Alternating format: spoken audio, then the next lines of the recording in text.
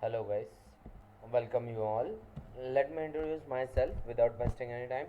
My name is Preetham. I have completed my MCA from PCJV College Pune in 2017. I have 7 plus years of IT industry experience. Currently I am working as a principal data scientist in one of the product based company in Pune. I have been into teaching field since 4.5 years.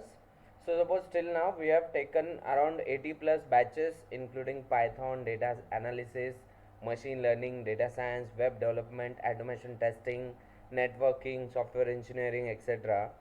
So suppose you guys can ask me any type of question at any point of time. My basic intention to come into this field is to add some more values into your educational life. Understood? So chalo, let's start with Python language first. So suppose let's discuss about Python syllabus first of all. Let me come down. This is my Python syllabus copy. So suppose in that our first chapter is of introduction to Python chapter. Suppose in that we'll discuss about the features of Python, why we need to learn the Python, the basic reasons about Python. There are different Python applications and modules. We'll have some kind of introduction about that. Then suppose we'll install the Python language into our system. Then suppose which kind of IDE, basically see what is mean by IDE. IDE stands for Integrated Development Environment, जहाँ पे आप आपका Python को code actual में लिखोगे और उसको properly run करके देखोगे, that is called as IDE. तो यहाँ पे आप एनाकोंडा नेविगेटर यूज करने वाले हैं. तो यहाँ पे सबसे पहले एनाकोंडा नेविगेटर को इंस्टॉल करेंगे इस पहले ही चैप्टर में, एंड सम बेसिक कंसेप्ट और basic Python syntax, and suppose after that suppose we'll see some basic examples of Python. Okay, now the second chapter will be Python variables. इस chapter के अंदर variables के बारे में पूरा जानकारी लेंगे कि वेरिएबल डिक्लेरेशन के रूल्स क्या होते हैं, किस किस तरीके से आप वेरिएबल को डिफाइन कर सकते हो. Okay, all this kind of stuff. Third one is Python operators. So basically mainly we have four types of operator: arithmetic operator, assignment operator, logical and comparison operator. We'll see in detail. Fourth chapter is decision making. In that suppose all the if else else if conditions will be there. So suppose we'll learn all this kind of stuff. Fifth chapter is loops. See, basically we have normally we have three types of loops: for loop, while loop, do while loop. But in Python we'll have only for loop and while loop. So we'll discuss about this in detail into the fifth chapter called as loops. After that, from sixth chapter we are having Python data types. So first data type is number. देखो, data type का क्या मतलब होता है, अगर आप कोई particular value को स्टोर कर रहे हो किसी पर्टिकुलर वेरिएबल के अंदर, तो वैल्यू कौन से टाइप का है, क्या वो नंबर है या फिर क्या वो स्ट्रिंग है, ये अलग अलग डेटा टाइप्स आपके पास है. तो हम हर चैप्टर में अलग अलग डेटा टाइप्स सबसे पहले सीखने वाले हैं इन डिटेल, इसलिए ये पूरा इंडिविजुअल चैप्टर्स कंसिडर किया है. देखो, इंटरव्यू या फिर आपके एग्जाम में आप लोगों को इस डेटा टाइप्स के ऊपर कंपलसरी क्वेश्चन पूछे ही जाते हैं.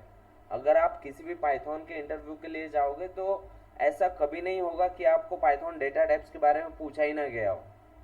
They will ask you the properties of list, they will ask you the difference between set and dictionary, इस पर्टिकुलर स्ट्रिंग के अंदर कौन कौन से फंक्शंस है, अगर मुझको किसी स्ट्रिंग को किसी दूसरे केस में कन्वर्ट करना है तो फिर क्या करना होगा. So at that time suppose you just need to give lot of information about this particular kind of data types. Okay, now after this suppose we'll have Python functions. देखो, यहाँ से एक्चुअल उप्स कंसेप्ट स्टार्ट होता है अपना. उप्स concept के अंदर सबसे पहला कंसेप्ट है फंक्शंस वाला. फंक्शंस को मेथड्स भी कहते हैं. तो उप्स कंसेप्ट को अपन ने दो पार्ट में स्प्लिट किया है, एक बेसिक पाइथन में, एक एडवांस पाइथन में. तो बेसिक पाइथन के अंदर अपन सिर्फ फंक्शंस लेते हैं. इसके अंदर भी दो टाइप के फंक्शंस है, user defined function, pre defined functions, like that. And oops concept के जो बाकी का जो stuff है that will going to see into advanced Python. Okay, then next chapter will be on regular expressions. देखो regular expression का use होता है कि सपोज अगर मैंने आपको एक फॉर्म फिल करने के लिए कहा, उस फॉर्म के अंदर अगर आपको पूछा गया है एंटर योर नेम और आपने अगर वो 1 2 3 4 कह दिया तो 1 2 3 4 आपका नाम है क्या? नहीं. तो उस सिनेरियो में उस एप्लीकेशन ने आपको प्रॉपर एरर शो करना चाहिए कि सर आप प्लीज आपका प्रॉपर नेम दीजिए, ये नाम आपका गलत है. तो ये जो कुछ चीजें होती है बैकग्राउंड में, that is mainly happen because of this regular expression concept. Understood? So suppose will see this in detail. Suppose RE functions, regular expression के अलग अलग functions we are going to see in this chapter. Different meta characters, different special characters also we are going to see. So lot of stuff is available into regular expression. बहुत ज़्यादा important है ये. अगर आपको कहा गया enter the password और password के अंदर कम से कम एक कैपिटल लेटर, कम से कम एक लोअर लेटर, कम से कम एक स्पेशल सिंबल, एक डिजिट और कम से कम 6 कैरेक्टर, ज़्यादा से ज़्यादा 20 कैरेक्टर होने चाहिए. तो ये जो कुछ आप रूल सेट करते हो, ये रूल सेट करने का काम जो होता है उसको कहते हैं पैटर्न क्रिएट करना. तो ये पैटर्न क्रिएट करने का काम रेगुलर एक्सप्रेशन में किया जाता है by using Meta characters and special characters. Okay, चलो now we'll have the next chapter on operating system. Python operating system module will learn. After that suppose we'll learn Python date and time module. बहुत सारे module सीखने वाले हैं.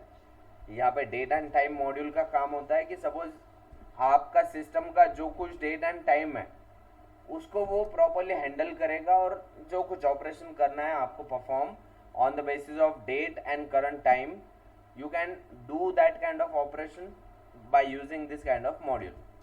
Okay, now from after this we'll have the advanced Python. अभी देखो advanced Python में सबसे पहला चैप्टर रहेगा मिनी प्रोजेक्ट के बेसिस पे. जो जो आपने कोर पाइथन में सीखा है वो उन सभी नॉलेज का यूज करके आपको यहाँ पे 4 अलग अलग मिनी प्रोजेक्ट बिल्ड करना है. अभी इसमें से 2 प्रोजेक्ट अपन लेते हैं on the menu driven project. एक रहता है थोड़ा बेसिक, एक होता है थोड़ा एडवांस प्रोजेक्ट. कैलकुलेटर का प्रोजेक्ट रहेगा. After that password validation program by using regular expression. Okay, फिर lexical order by using ASCII values. देखो ये जो प्रोग्राम्स है पासवर्ड वैलिडेशन, इसको भी आप 2 वे से सीखने वाले हो, एक पॉजिटिव अप्रोच, एक निगेटिव अप्रोच. यहाँ पे लेक्सिकल ऑर्डर को भी आप 2 वे से सीखने वाले हो. Okay, after that will have random module. अभी ये रैंडम मॉड्यूल के अंदर भी आप मिनी प्रोजेक्ट सीखोगे. अभी ये एडवांस पाइथन वाले मिनी प्रोजेक्ट है. यहाँ पे generating strong password using random and RE. जैसे कि यहाँ पे पासवर्ड वैलिडेशन को भी आपने रेगुलर एक्सप्रेशन का यूज करके सीखा था, वैसे ही यहाँ पे अगर आपको पासवर्ड स्ट्रॉन्ग जनरेट करना है तो आपको रैंडम और रेगुलर एक्सप्रेशन दोनों मॉड्यूल्स का यूज करना पड़ेगा. After that generate binary string, generate 4 digit 6 digit OTP numbers. देखो जनरली आप लोगों को रोज कुछ ना कुछ OTPs आते हैं, तो वो जो कुछ OTPs है वो बैकग्राउंड में सर्वर में किस तरीके से जनरेट होते हैं उसका कोड आप यहाँ पे स्टडी करने वाले हो. Okay, after this suppose the next chapter is file handling. इसके अंदर भी एक मिनी प्रोजेक्ट रहेगा. यहाँ पे सपोज जो आपका मोबाइल का कॉन्टैक्ट एप्लीकेशन है, उस कॉन्टैक्ट एप्लीकेशन का बैकग्राउंड प्रोग्राम कैसा वर्क करता है, that we are going to see with the help of file handling concept. After this will going to learn about the exception handling. और फिर उसके बाद अभी यहाँ से उप्स कंसेप्ट चालू होगी. फंक्शन चैप्टर सीखा था अपन ने बेसिक पाइथन में, उसके बाद अभी यहाँ पे क्लासेस एंड देयर ऑब्जेक्ट्स. ये उप्स कंसेप्ट का सपोज सेकेंड पॉइंट अपन बोल सकता है. After that will have actual OOPS concept. In that inheritance, polymorphism, data encapsulation, उसी को डेटा बाइंडिंग भी कहता है, और data hiding, that we are going to learn. Okay, Now after this we'll have some high level modules like numpy. देखो numpy का मतलब होता है न्यूमेरिकल पाइथन. इसके अंदर सभी न्यूमेरिकल कैलकुलेशन किए जाते हैं. All the numerical functions we have, with the help of that function we can able to do different kind of numerical calculations. Okay, now we have pandas. pandas का काम होता है कि डेटा को manipulate करना.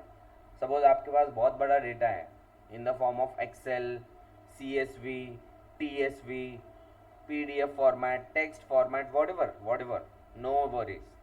तो उस डेटा को अगर आपको मैनिपुलेट करना है, at that time suppose we need to use the pandas, and after that will need to learn about matplotlib, seaborn. देखो ये मैटप्लॉटलिब और सीबॉर्न का यूज डेटा को विजुअलाइज करने के लिए होता है. डेटा को विजुअलाइज करना मीन्स क्या, कोई भी बड़े डेटा को suppose bar graph, pie chart, ऐसे चार्ट्स में कन्वर्ट करना जिसका यूज क्या होने वाला है, डेटा को अंडरस्टैंड करने में यूज होगा. देखो बहुत बड़े डेटा को अगर आपने न्यूमेरिकली प्रेजेंट किया ना, तो वो कौन सा नंबर बड़ा है कौन सा छोटा है ये आप बहुत जल्दी और इजीली आइडेंटिफाई नहीं कर पाओगे. अगर उसी डेटा को मैं अगर ग्राफिकल वे में रिप्रेजेंट करूं तो it will be much more helpful for us to understand that data. So by using Matplotlib and Seaborn we are going to present that data into the graphical way. और इन सभी के basis पे फिर अपन 2 industrial level के project सीखेंगे. ठीक है, अभी ये जो 2 प्रोजेक्ट होते हैं वो अपन हर बार अलग अलग लेने की कोशिश करते हैं. क्यों? क्योंकि सेम प्रोजेक्ट हम मोस्टली अवॉइड करते हैं हर बैच में सिखाना. ठीक है, so I hope you have understood the Python syllabus. चलो let's see about the Python.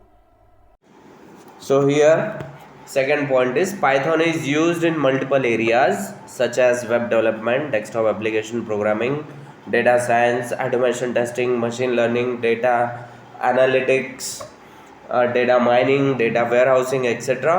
That is why it is known as multi-purpose or general purpose programming language. Previously we have seen about the PHP language. PHP language ही फक्त web डेव्हलपमेंटसाठी use केली जाते. त्याचा अजून काय दुसरं use नाही आहे, म्हणजे ती एक स्पेशल पर्पज लँग्वेज आहे. पण जर तुम्ही पायथॉन शिकला तर you can do anything from this, right. Third point is it supports object oriented programming approach to develop application with the help of inheritance, polymorphism, data encapsulation, data binding etcetera. See OOPs concept are very important. कोणतंही interview OOPs concept शिवाय होतच नाही. Okay, now next point is it provides lots of high level data structure like number, list, string, tuple, dictionary. Let me show you. Let me open up the notepad. बघा वेगवेगळ्या टाईपचा data असतो. जसं suppose पहिल्या दिवशी suppose थोडंसं आपण बघितलं होतं a is equal to 12. So here you can able to understand a is a variable. बघा बेसिकली व्हेरिएबल म्हणजे काय, ज्या पर्टिक्युलर एखाद्या व्हॅल्यू म्हणजे बेसिकली एखादी व्हॅल्यू आपण जिथे स्टोअर करतोय त्या गोष्टीला म्हणतात व्हेरिएबल. ओके, स्टोअर करतोय हे कशावरनं, आपल्याकडे हे इक्वल टूचं सिम्बॉल आहे. इक्वल टूचा अर्थ होतो assignment operator.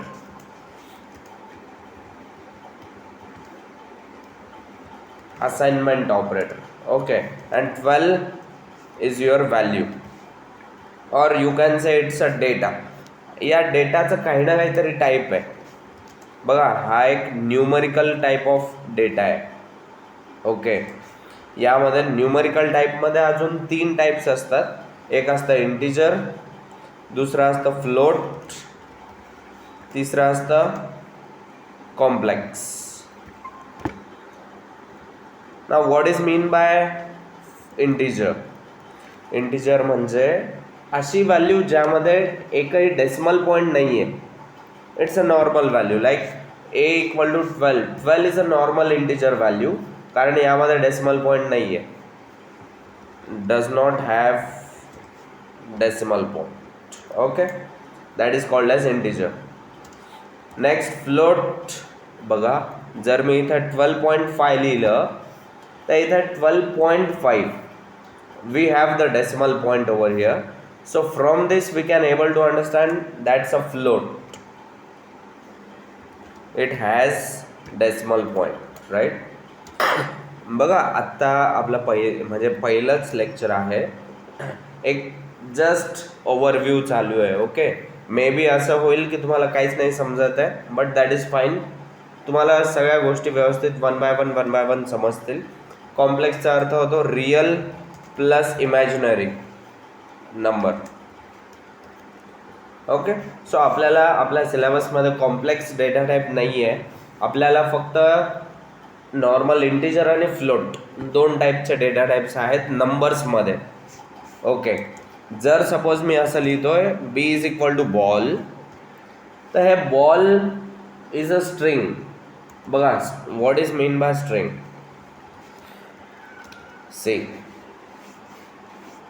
C is equal to, suppose मी इथं सी लिहिलं किंवा झेड लिहिलं, याला म्हणलं जाईल कॅरेक्टर्स.